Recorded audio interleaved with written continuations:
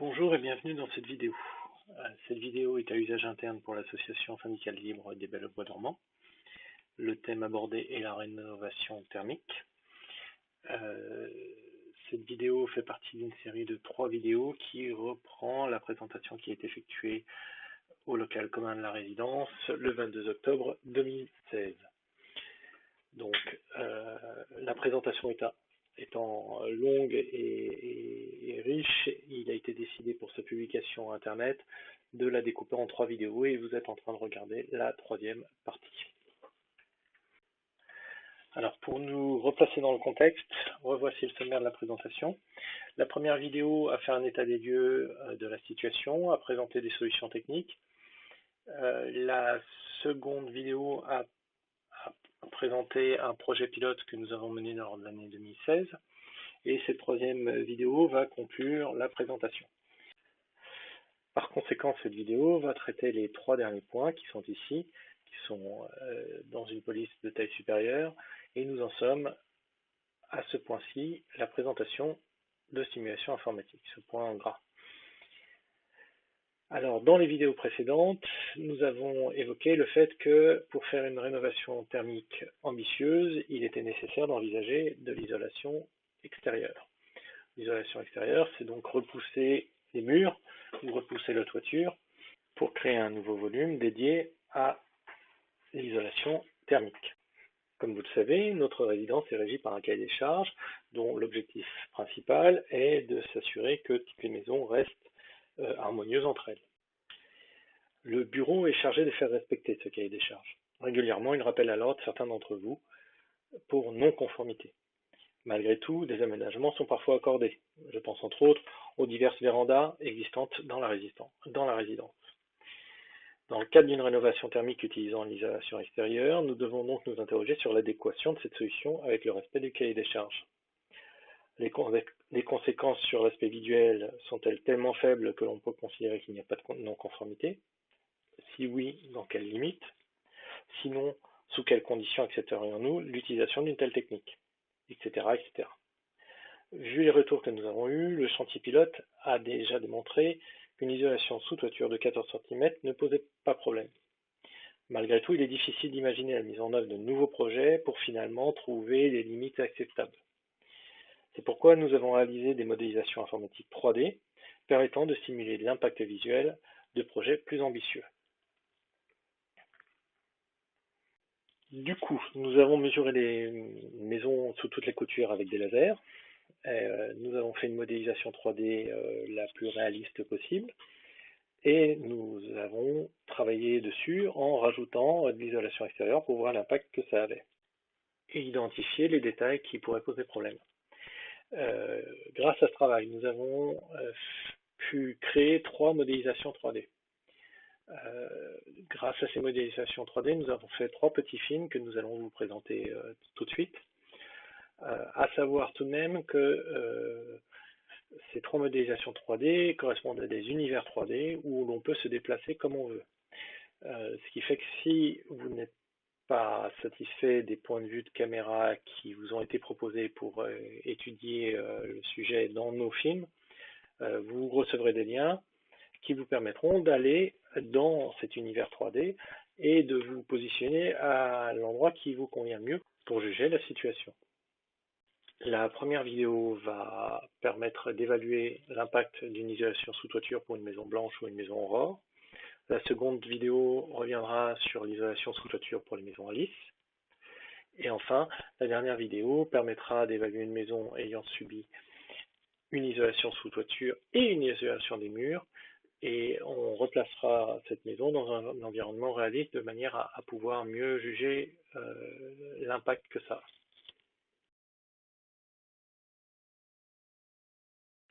Dans cette première vidéo, nous allons simuler la mise en place d'une isolation sous toiture sur une maison de type blanche.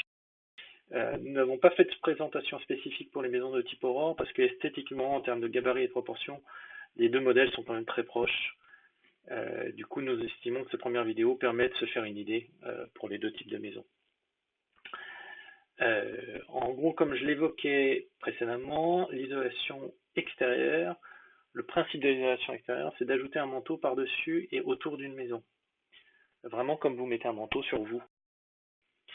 L'ajout d'une telle surépaisseur sous toiture a pour effet de surélever la maison. Et c'est ce que nous allons étudier ensemble maintenant. Alors quand on dit surélever, on ne parle pas de mètres, hein, on parle d'isolation, donc on va parler de centimètres. Donc de choses raisonnables. Le but n'est pas de gagner de l'espace intérieur. Suivant les matériaux utilisés, suivant le mode de pose, sarking exclusif ou sarking mixte, et il peut être nécessaire d'aménager 48 cm d'épaisseur supplémentaire, 48-50. Du coup, la vidéo qui suit va simuler différentes épaisseurs envisageables. Entre rien, la situation actuelle, et ces 50 cm. Du coup, on va voir ensemble que dans cette simulation, on aura 10 cm, 20 cm, 30 cm, 40 cm, 48 cm. C'est parti. Donc voici la maison vue par son pignon le plus imposant et le plus élevé. Alors il faut avoir en tête que à cet endroit-là de tête, hein, le pignon fait 8,40 m. Donc on parle de 10, 20, 30, 40, 48 cm par rapport à une hauteur totale de 8,40 m. Donc ça reste, ça paraît important, mais toute proportion gardée, quoi. Par rapport à 8,40 m, ce n'est pas non plus extraordinaire. Dans un premier temps, cette simulation va uniquement consister en un déplacement de la toiture. Vous allez voir que la toiture, les pans de toiture, là, les tuiles, vont monter dans cette simulation, mais pas le reste de la maison. Les bardages, les gouttières vont rester dans la position actuelle, ce qui fait qu'on va avoir un vide entre les tuiles et le reste de la maison. Et plus la toiture va monter, plus on verra ce vide. Alors, c'est pas parfait, mais c'est parce que pour ces autres aspects, les gouttières, les bardages, les houteaux, il y a plein de solutions possibles. Et donc on va aborder cet aspect-là dans un deuxième temps. Donc là, le but c'est juste de se rendre compte d'imaginer les volumes et les impacts en termes de hauteur. C'est pas parfait, mais c'est quand même, la simulation va quand même nous permettre de faire ça. Et dans un second temps, on étudiera justement ce qui est impliqué, ce que ce type de surélévation implique en termes de modification pour le reste de la bâtisse. Mais dans un second temps. Donc déjà, voyons ce qu'il en est quand on autorise 10 cm de surépaisseur d'isolation. Voilà, là on a fait 10 cm. 20 cm. Donc là c'est un point de vue assez distant, mais les simulations 3D qu'on a fait permettent, si vous le voulez pour bien vous rendre compte, de voir les mêmes choses en se déplaçant à l'endroit où vous voulez. Donc après la présentation, si vous voulez mieux vous rendre compte et me dire comment c'est quand je suis à la boîte aux lettres par exemple, ici, il n'y a pas de souci. Moi je peux vous le montrer sur le vidéoprojecteur ou sur mon écran. Donc 30 cm. Tac, voilà. Donc on commence à bien voir le jour entre la toiture et le reste de la maison, et on voit que l'intérieur de la maison est vide, entre parenthèses, puisqu'on voit le bardage de l'autre côté, de l'autre pignon, parce que l'intérieur de la maison n'a pas été simulé. 40 cm. Donc là on voit que la toiture commence à presque arriver au milieu, même presque au-dessus du milieu de la fenêtre du houteau, et 48 cm. Donc là c'est vraiment très imposant. Pour bien évaluer les choses, on va revoir la même chose mais sous un angle différent. Donc la toiture est revenue dans sa position initiale. On remonte de 10 cm. Tac. 20 cm.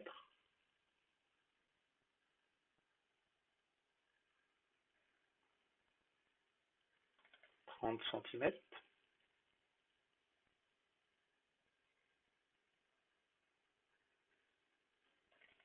40 cm. 48 cm.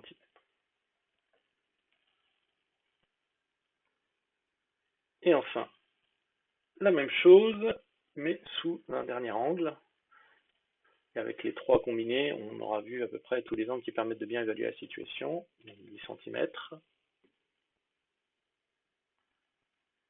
Voilà. 20 cm.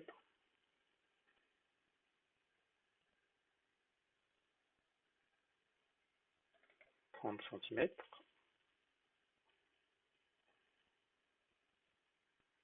40 cm.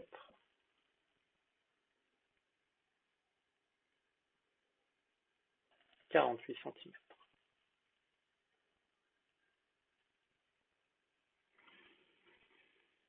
Alors, au bureau, nous avons beaucoup échangé et nous sommes tombés d'accord pour vous proposer d'autoriser une superépaisseur maximale de 20 cm. Alors là, donc on est revenu en configuration 20 cm. Pourquoi 20 cm? Alors, parce que 48 cm c'est beaucoup, et je pense qu'on est tous d'accord, c'est moche. Pourquoi pas 10 ou quelque chose inférieur aux 20 cm que j'évoquais? Parce que 10 cm ou quelque chose comme ça change pas véritablement la donne techniquement parlant. On parle de travaux qui coûtent cher, de refaire toute la toiture, de refaire beaucoup de choses. Si c'est pour un gain mineur, ça vaut pas le coup. Autant réisoler, malheureusement de manière insuffisante, mais réisoler sans rehausser la toiture. 20 cm, ça semble être un compromis valable, aussi bien esthétiquement que techniquement parlant. Pour rappel, dans la première vidéo, un tableau vous permet d'y voir un peu plus clair. En gros, 20 cm permet d'avoir une très très bonne isolation au niveau de ce qui se fait actuellement et suivant les matériaux que vous utilisez pratiquement au niveau de ce qui pourrait se faire en 2020. Pour vraiment avoir le meilleur résultat et être au niveau de la norme de 2020, il aurait fallu 25 cm en isolation mixte. Alors pour les puristes, ce ne sera pas une isolation purement extérieure, mais il faut savoir trouver un compromis et ça nous semblait être le cas avec 20 cm. Donc on va voir ensemble ce que 20 cm implique sur les trois points de vue, donc le second et le troisième. Alors, c'est bien beau, mais on ne peut pas faire ça à pied comme ça. Ça va être moche. Il faut retravailler les bardages. Le diable est dans les détails. Mais nous allons voir ensemble que finalement, les détails ils peuvent être traités de plein de manières différentes. Du coup, pour l'instant, au bureau, nous avons décidé d'envisager la stratégie suivante. D'autoriser via une résolution un seuil maximum d'isolation extérieure sous toiture, mais demander à toute personne ayant un projet de le soumettre à validation en indiquant comment il va gérer tous les détails. Le bureau aurait le pouvoir pour autoriser ou non un projet. Cette étape, ça sera un préalable avant toute demande de permis de construire ou de déclaration de travaux en mairie. Alors l'objectif, c'est pas de bloquer un projet, mais ça serait de s'assurer que le boulot sera bien fait et puis que les détails seront faits d'une manière harmonieuse avec le reste de la résidence et surtout des autres projets qui auraient été faits avant. Ou alors justement de tirer le son de projets qui ont été faits avant. Tiens, les fenêtres, ils les avaient fait, les caches mono, ils les avaient fait comme ci. Ça serait mieux finalement de faire comme ça. Donc, ça serait une concertation entre la personne qui a un projet et le bureau. Et une fois que les détails nous paraîtraient tenir la route, eh ben, on donnerait le feu vert à la personne qui s'engagerait à réaliser les travaux conformément au projet qui a été soumis, bien sûr. Alors, on parle de quels détails? On va regarder ça ensemble maintenant. Déjà, il y a la hauteur des cheminées. Techniquement, les cheminées doivent être plus hautes que le faîtage. Si on augmente le faîtage, potentiellement, la personne pourrait être amenée à vouloir augmenter légèrement la hauteur des cheminées. Là, j'augmente par exemple les cheminées de l'équivalent de la surélévation qu'a subi la toiture. c'est pas grand-chose, mais comment est-ce qu'elle va faire, combien de centimètres elle va monter, est-ce qu'elle y touche, est-ce qu'elle y touche pas, est-ce qu'elle change toute la cheminée ou est-ce qu'elle elle met une cheminée, elle fait du bidouillage, mais dans ce cas-là, est-ce que ça va se voir, est-ce que ça va pas se voir? Donc, ça, c'est un des détails. Détail mineur, mais c'est un des détails. Pour les maisons blanches, on a aussi la fenêtre de pignon qui peut poser problème, cette fenêtre ici. On voit que le rehaussement a eu pour effet de rogner un peu un coin. Alors, du coup, la personne, est-ce qu'elle laisse en l'état? Est-ce qu'elle bidouille quelque chose en coin ici? Est-ce qu'elle change la fenêtre par une fenêtre moins haute? Euh, voilà, ça c'est un détail, un des détails à traiter. Fenêtre moins haute, si on me semble pas déconnant. Euh, on a sinon les cache-moineaux. Alors techniquement on appelle ça des coffrets sous forget. Le forget c'est cette zone-là, et donc c'est les coffrets sous forget. Alors il y a plusieurs solutions pour cet aspect-là. Euh, quelles que soient les solutions choisies, l'idée c'est que il faut avoir en tête tout de même que les bardages, donc ce qu'il y a sur nos pignons, soit refait ou ajusté de manière à être cohérent avec la solution qui sera choisie pour les cache-moineaux. Il faut que ce soit dans une continuité, qu'il y ait une harmonie avec ce qui sera fait sur les cache-moineaux, et puis qu'il y ait une harmonie avec ce qu'il y avait avant, enfin l'esprit de la résidence, quoi. La première solution, vu que notre toiture là maintenant est en haut, la première solution c'est d'agrandir les cache-moineaux, de les rallonger, et du coup ça nous permet de rejoindre la toiture telle qu'elle a évolué. On voit bien que plus la pente de toit est faible, plus ça va, ça va nécessiter d'aller loin. On voit que là, on a dû gagner beaucoup de centimètres alors que ici l'impact est beaucoup plus raisonnable. Donc peut-être que cette solution est quelque chose d'envisageable pour les maisons aurores puisqu'elles ont que des pentes de toit assez grandes, mais pas pour les maisons blanches ou pas pour les maisons à lisse.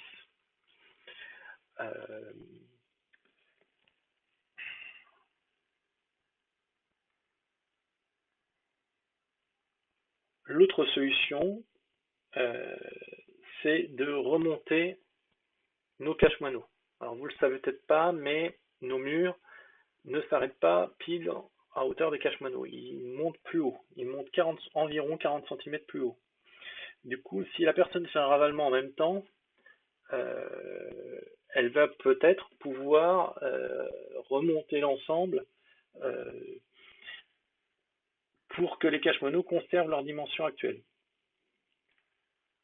En revanche, le haut des fenêtres, qui actuellement est affleurant avec les cache-moineaux, bah, il y aura un espace de crépi entre les deux. Voyons ce que ça donne. Hop, on rehausse l'ensemble. Et finalement, nos cache-moineaux font exactement la même dimension, rien n'a changé, tout est pareil, sauf qu'on a un peu d'espace entre les deux. Est-ce que c'est problématique?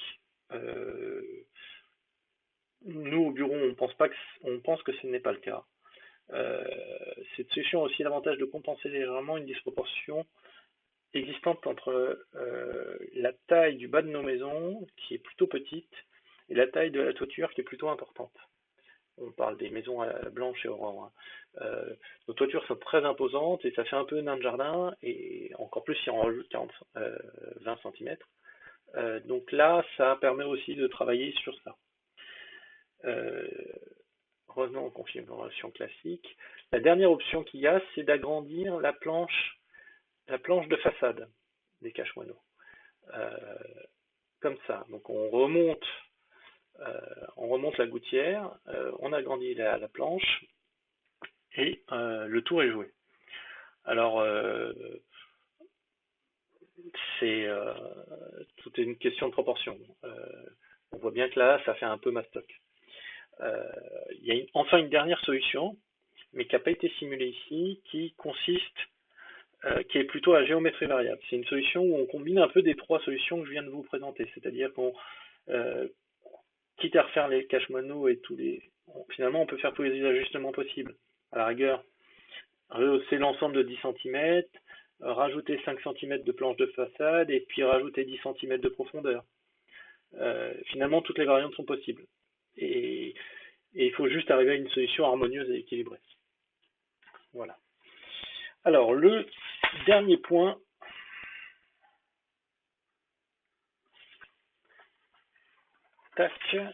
le dernier point, l'autre sujet majeur de ce type de travaux, ce sont les houteaux, nos fenêtres triangulaires. Alors, vis-à-vis des houteaux, il y a aussi là plusieurs solutions. Mais en gros, il faut prendre 3 aspects en compte. C'est la taille des houteaux, leur position et l'épaisseur de la couverture qu'il y a sur les houteaux. Bon, on voit ici que le rehaussement de la couverture a eu pour effet de diminuer la taille de notre houteau. Il est moins haut. En refaisant leurs fenêtres, sans refaire le houteau, on peut imaginer que la taille de ceci sera à peu près ainsi. Est-ce que ça nous convient? Pour l'instant, pourquoi pas, mais nous, on n'est pas emballé. Alors votre avis sur le sujet nous intéresse. Ça pourrait devenir le standard en cas de rehaussement. N'hésitez pas à réagir. En tout cas, bon, il y a plusieurs manières de traiter le sujet. Soit on laisse en état, donc, première version. On peut aussi remonter le houteau, un peu. Tac. Beaucoup. C'est-à-dire pour vraiment revenir à la situation précédente qu'on avait avant. Là, on compense complètement la hausse de la toiture. Le problème de cette stratégie, c'est qu'à l'intérieur, le bord de la fenêtre monte d'autant. Et du coup, c'est moins pratique. Mais bon, pourquoi pas. Revenons aux configurations précédentes. L'autre stratégie, c'est d'avancer le houteau. Finalement, on peut l'avancer un peu, beaucoup. Et là, finalement, on a compensé complètement. On se retrouve dans une situation strictement similaire à avant travaux. Voire, on se retrouve vraiment dans une situation similaire puisque la distance entre la gouttière et ici est similaire. Alors, le seul désavantage de cette solution-là, à part le coût des travaux, hein, c'est le fait que le tunnel généré par ce houteau va être plus long et donc que la lumière va moins rentrer dans la pièce. Mais bon, là aussi, pourquoi pas. Alors, il faut avoir en tête que c'est le troisième aspect que j'évoquais, c'est l'épaisseur. On a de la toiture ici. Donc, il faut se pencher sur la question de l'épaisseur de cette toiture. Parce que eux aussi, ils sont mal isolés. C'est même pire. Hein. Donc, cette épaisseur doit être retravaillée. On va changer d'angle pour mieux voir ce que cela implique. On va les regarder de face. Alors déjà, dans un premier temps, sous cet angle, j'ai simulé un houteau dont on aurait revu les huisseries pour voir à quoi ça ressemblerait si on se disait que cette hauteur-là de houteau, finalement, ça nous convient. Donc du coup, au lieu d'avoir une fenêtre carrée, on se retrouve avec une fenêtre rectangulaire. Mais bon, pourquoi pas. C'est pas moche, mais pour l'instant, nous, notre idée, c'est que le bureau n'autorisera pas ce type de mise en œuvre. N'hésitez pas à nous faire un retour sur le sujet. Pour nous, la solution la plus intéressante, c'est d'avancer le houteau pour vraiment avoir le même rendu que précédemment. Alors, la question est donc, quelle surépaisseur pour cette partie de toiture? On ne va pas simuler 10, 20, 30, 40, 48 cm parce que ça ne va pas être jouable, ça va faire quelque chose de trop gros et de trop moche. On a fait une simulation pour 4, 8, 12 et 24 cm. 4.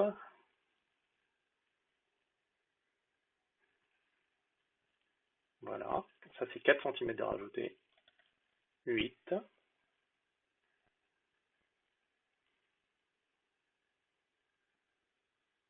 12.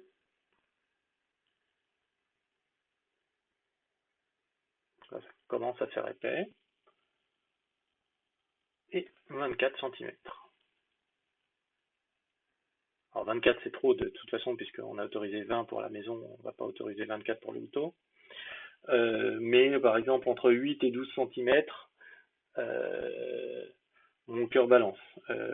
Un intermédiaire, peut-être 10 centimètres. Quel que soit le choix, cela restera le point faible de notre rénovation thermique. Si on fait une belle rénovation thermique, les laisser en l'état en tout cas, c'est pas possible. En revanche, quelle épaisseur choisir, ça c'est à voir, à suivre, mais ça fait partie donc des détails qui seraient étudiés par le bureau pour valider un projet. Alors cette première modélisation est finie, nous allons passer à la suivante immédiatement. Donc la modélisation suivante a pour objectif de présenter une isolation sous toiture pour une maison de type Alice. Malheureusement, entre la première modélisation et la seconde modélisation, le logiciel que j'ai utilisé et qui permettait de déplacer une paroi en direct ne fonctionne plus. Donc le rendu est aussi qualitatif, l'échelle est respectée là aussi. En revanche, je ne peux pas déplacer une toiture de 10 cm, 20 cm, 30 cm. Je suis obligé de faire un avant-après et que vous puissiez juger de cette manière-là. Donc, vous allez voir que du coup, la cinématique n'est pas tout à fait la même.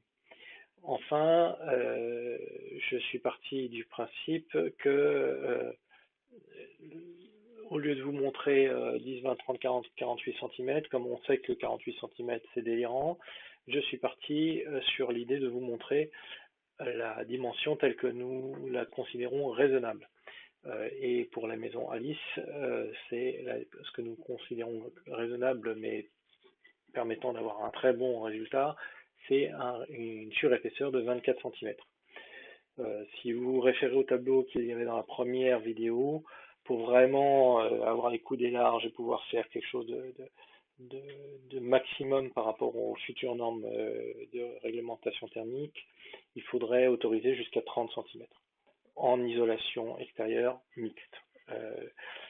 Donc on est un peu en dessous et on est franchement en dessous des 48 cm que quelqu'un pourrait demander en cas d'isolation complètement extérieure. Donc, je fais avancer la vidéo. Donc, voici une maison Alice, normale, non rehaussée. Donc, on va en faire un peu le tour pour appréhender les dimensions.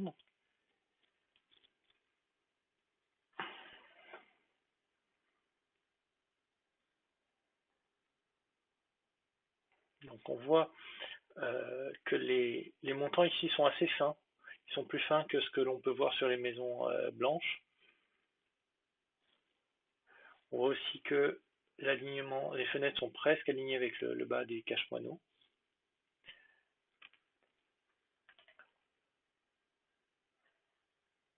Et on voit ici que ce montant est assez fin. Donc ça c'est la configuration d'origine. Nous avons décidé pour fixer un premier seuil qui serait à 24 cm et j'ai donc fait une seconde maison à l'identique à côté où j'ai appliqué une rehausse de 24 cm. En revanche, comme la maison est moins haute, 24 cm sur 4,60 m, puisqu'elle fait 4,60 m, c'est plus difficile à masquer que 20 cm sur 8,40 m. Donc pour pouvoir masquer et garder un aspect esthétique intéressant, j'ai utilisé les techniques évoquées dans la modélisation précédente, c'est-à-dire que j'ai un peu agrandi la planche de rive, le bandeau que nous avons devant nous, ce bandeau-là, mais j'ai aussi un peu agrandi la profondeur du cache-moineau et j'ai un peu rehaussé l'ensemble. Donc j'ai utilisé les trois techniques pour arriver à un compromis intéressant. Pour mémoire, sur le projet de Riyad Ben Khalaya, comme la rehausse n'était que de 14 cm et pas de 24 cm, la seule stratégie qu'il avait mis en place, c'était de rallonger les cache-moineaux pour garder un bandeau équivalent. On comprend bien là pourquoi d'ailleurs Riyad a rehaussé aussi bien cette toiture que celle-ci, malgré que ça ne lui soit pas nécessaire sur celle-ci, car les deux bandeaux sont en continuité. S'il avait rehaussé qu'ici, il y aurait eu un problème de jonction entre les deux bandeaux.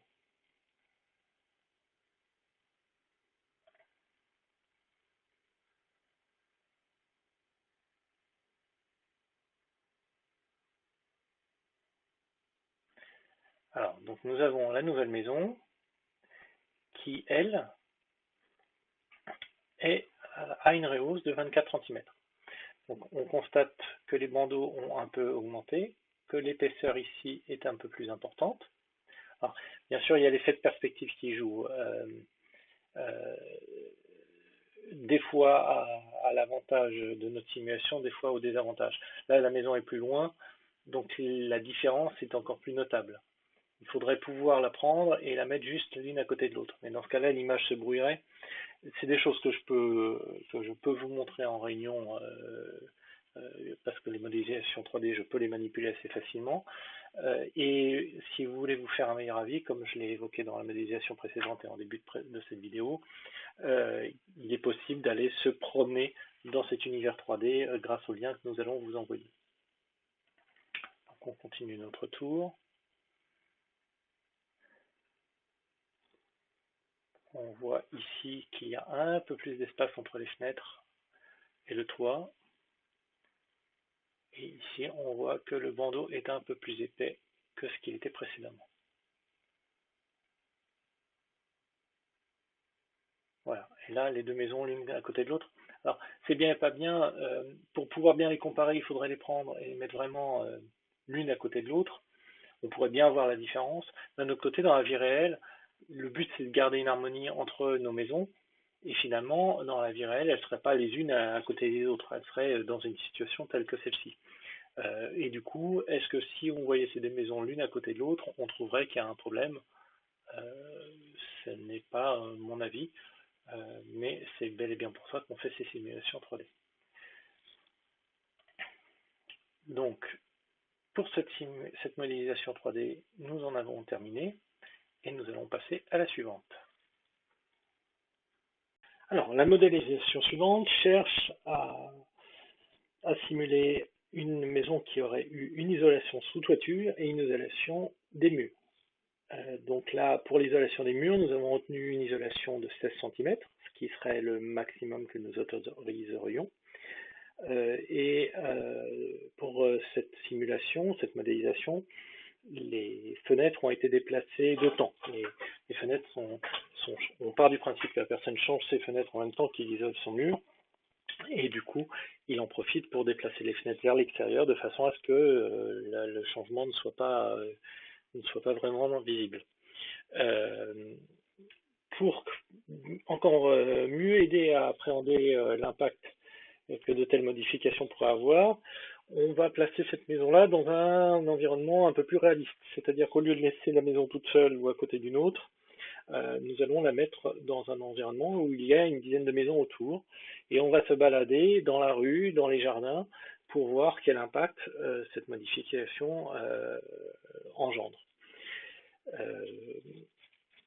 Pour pouvoir bien se rendre compte, ce coup-ci, au lieu de mettre deux maisons l'une à côté de l'autre, on va faire des effets de switch. On aura un point de vue, on regardera la maison telle qu'elle est avant travaux, et bam, 4 secondes après, on pourra voir telle qu'elle est après travaux pendant 4 secondes. Donc ça nous permettra de voir les différences et d'appréhender ce qu'il en est. Allons-y. Donc, on part d'un terrain basique, on construit notre maison, donc une maison de type blanche, en finition classique.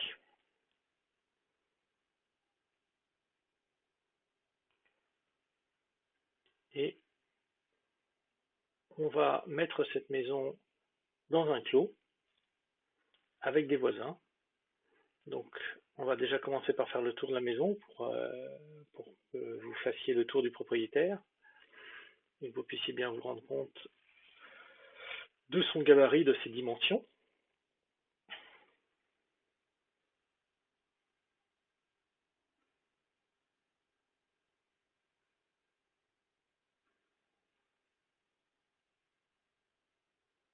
Donc c'est une simulation très similaire à la première modélisation que vous avez pu voir.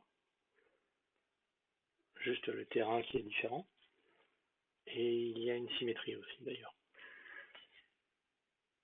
Et donc nous allons replacer cette maison-là dans un contexte à plus grande échelle. Donc, un voisin direct, un autre voisin direct, une maison blanche, une maison à lisse, on met un clos, et puis on va mettre des voisins en face de ce clos, une autre maison blanche, qui est celle que j'ai utilisée tout à l'heure pour ma première modélisation, une autre maison à lisse,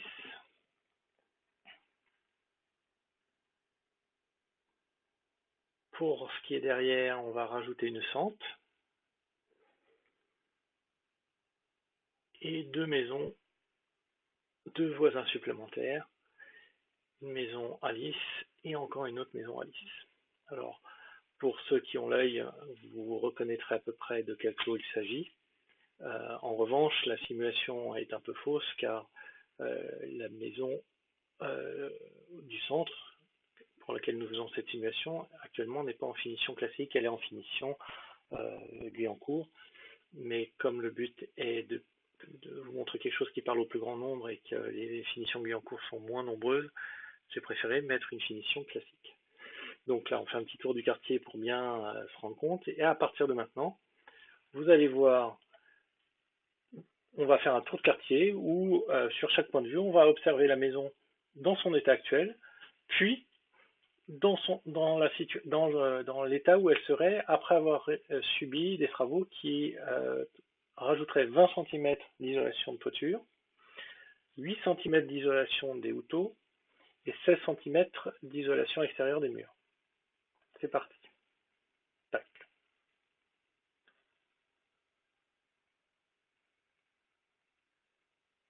Allons voir ce qu'il en est dans le jardin du premier voisin. Alors, dans la réalité, on verrait moins bien la maison puisque souvent nos haies sont plus hautes que dans cette simulation. Là, les haies en gros font 1,80 m de haut. Souvent dans la réalité, nos haies font plutôt 2 mètres, 2,20 m ou plus pour certains. J'aurais pu tricher en montant les haies telles que dans la vraie vie, mais du coup on verrait rien. Alors je dirais, vous voyez, on voit rien, ça change et on voit rien. Ça serait pas très intéressant. Dans cette simulation, j'ai voulu que ça soit réaliste, mais quand même qu'on voit la maison pour pouvoir se rendre compte de l'impact. En revanche, dans la vie réelle, l'impact serait beaucoup moins visible puisque la végétation est plus importante que ce que vous pouvez constater ici. Avant, après.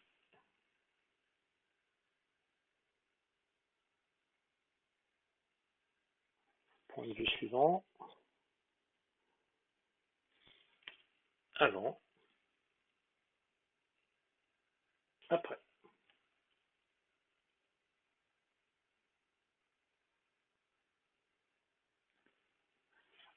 Alors, je tiens à signaler que dans cette simulation, euh, le positionnement des maisons a été respecté. Il y a les mesures des maisons, mais il y a aussi la distance entre les maisons, et aussi est-ce que telle maison est plus haute que telle maison, et ainsi de suite. Par exemple, le clos a une pente qui permet à l'eau de s'écouler, et d'un bout du clos à l'autre, eh bien, il y a 40 cm de hauteur. Tout ça, ça a été pris en compte. Donc on est vraiment dans une configuration réaliste. Avant.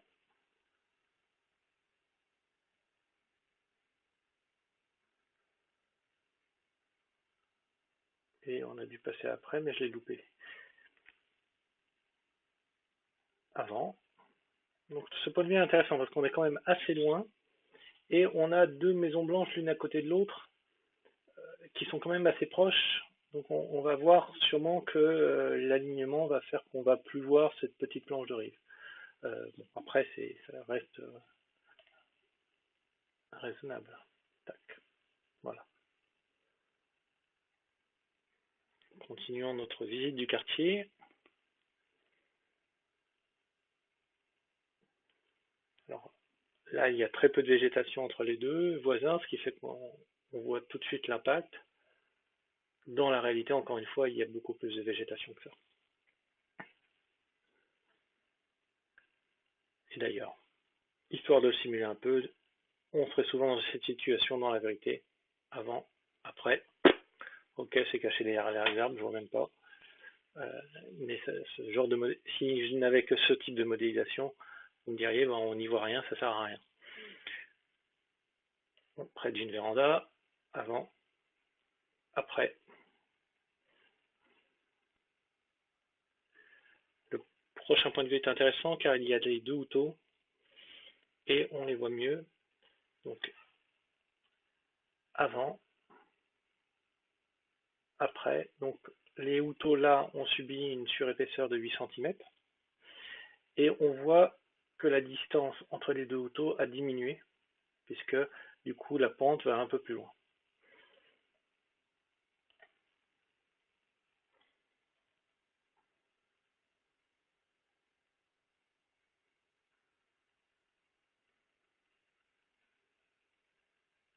Avant, après.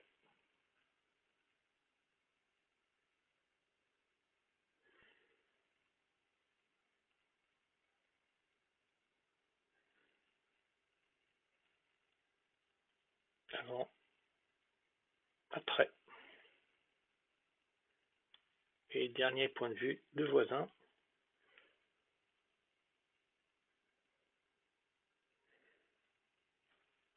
Avant,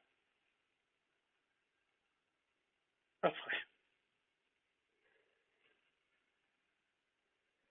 Alors, vous avez moyen de vous promener dans cet environnement et de vous faire votre avis.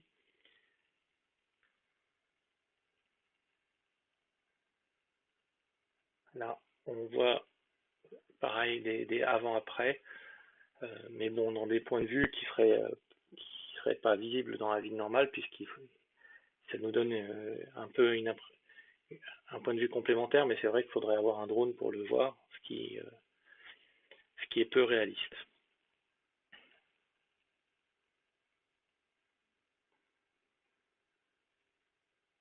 Et voici le dernier point de vue. Alors j'espère que ces simulations vous ont plu et qu'elles vous permettent de vous faire un meilleur avis. Alors maintenant que ces 3 modélisations sont terminées, nous revenons à nos diapositives. Je vais profiter d'être sur ces diapositives pour aborder redonner 2-3 précisions qui avaient été demandées lors des présentations en présentiel. Donc la première simulation, c'est une simulation ITE sous toiture pour une maison blanche ou aurore. Le fêtage est à plus de 8,30 m de haut. Le haut des cheminées est à 70 cm au-dessus du fêtage. Et il y a une raison technique à ça, c'est que le débouché du conduit de fumée à l'atmosphère doit être situé à au moins 40 cm au-dessus de toute partie de construction distante de moins de 8 mètres. La deuxième modélisation donc, abordait la simulation d'un ITE sous toiture pour une maison à Lys. Pour information, alors c'est un peu supérieur à ce que j'évoquais tout à l'heure, le fêtage est à 4,90 m du sol. Et là aussi, le haut des cheminées est 70 cm plus haut. Alors, et pour la dernière, l'épaisseur du sarking était de 20 cm. L'épaisseur du sarking pour le outo était de 8 cm et l'épaisseur de l'ITE pour les murs était de 16 cm. Donc ça, je l'avais évoqué en introduction. Alors, le bureau désire pouvoir autoriser ce type de travaux, que cela soit de l'isolation extérieure sous toiture ou de l'isolation extérieure des murs. En revanche, le bureau désire conserver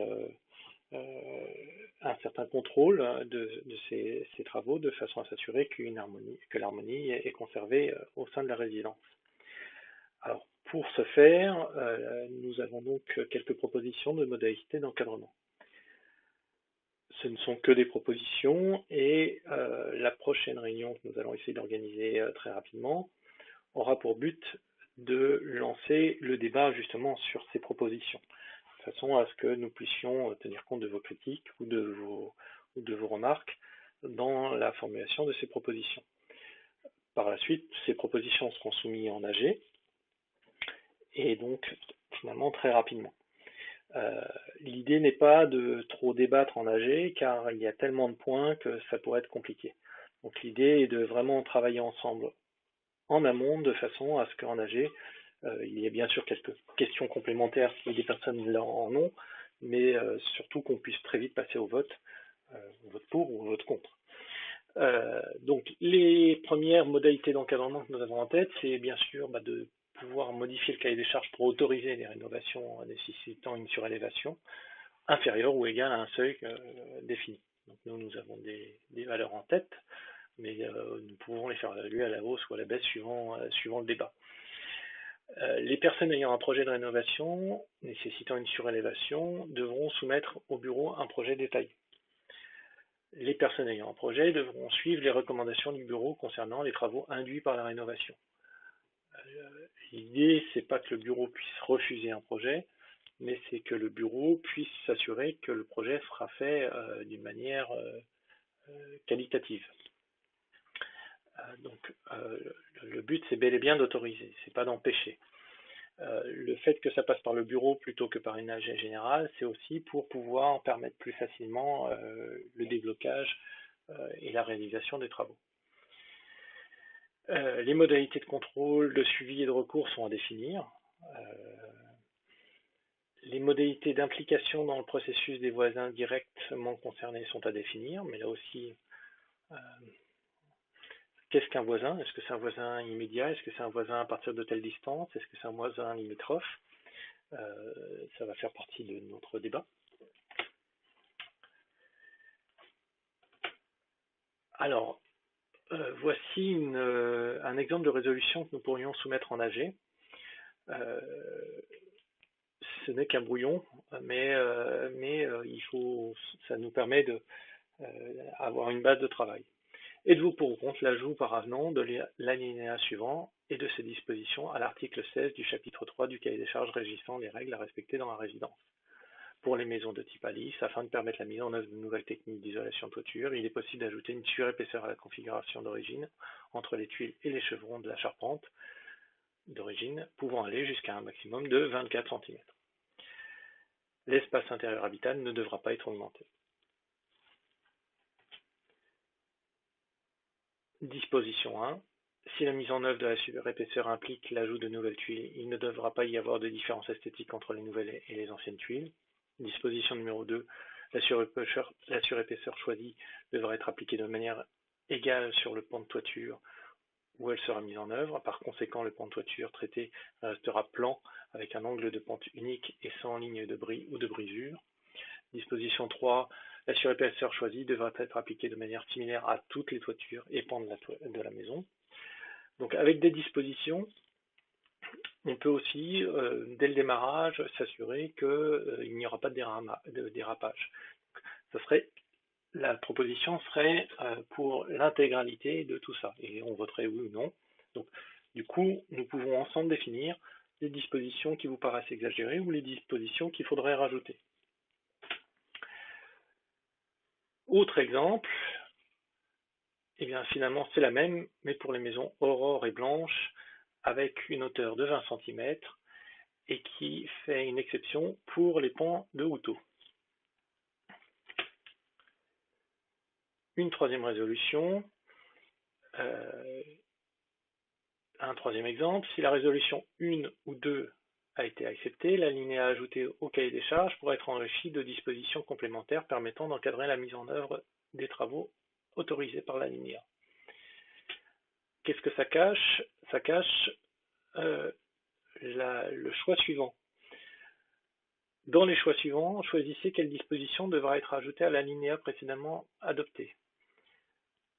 Choix A. En cas de mitoyenneté, il sera possible d'effectuer les travaux sur une maison sans que cela ne soit le cas pour l'autre maison mitoyenne. Choix B. Il est impossible d'effectuer les travaux sans que cela ne soit le cas sur la maison mitoyenne et à l'identique. Ça, c'est une question qui est revenue bien sûr en réunion. Qu'est-ce qu'on fait pour les maisons mitoyennes? Alors moi, juste pour donner mon avis, initialement, je trouvais ça gênant. Et puis finalement, en prenant du recul et en me baladant dans la résidence, si on prend par exemple les maisons Aurore, entre les deux pans de toiture des maisons Aurore, il y a une petite cassure. Pourquoi n'aurions-nous pas la même chose sur des maisons mitoyennes et même sur des maisons Alice? Finalement, est-ce que ça serait si choquant que ça? En prenant le temps d'y réfléchir à froid, moi je suis plutôt partisan d'autoriser ce type de travaux, mais c'est quelque chose qui serait soumis, par exemple, à vote en AG. Nous en avons terminé. Je vais finir cette vidéo. Mais l'idée est que ces 3 vidéos soient vues par le plus grand nombre et que vous veniez participer nombreux aux prochaines réunions que nous allons organiser pour débattre justement plus de l'aspect juridique des propositions d'encadrement que nous allons soumettre lors de la prochaine AG. Donc n'hésitez pas à venir nombreux, que vous soyez complètement pour ou complètement contre, parce que les avis extrêmes sont de toute façon intéressants puisqu'ils expriment quelque chose dont il faut tenir compte. Dans le même esprit, n'hésitez pas à nous faire des retours. Mon adresse email et mon numéro de téléphone étaient affichés en fin de présentation, il y a quelques secondes, et tout retour sera accueilli de manière constructive et apprécié. Merci de votre attention, car c'était long, et j'espère que vous avez apprécié ces 3 vidéos.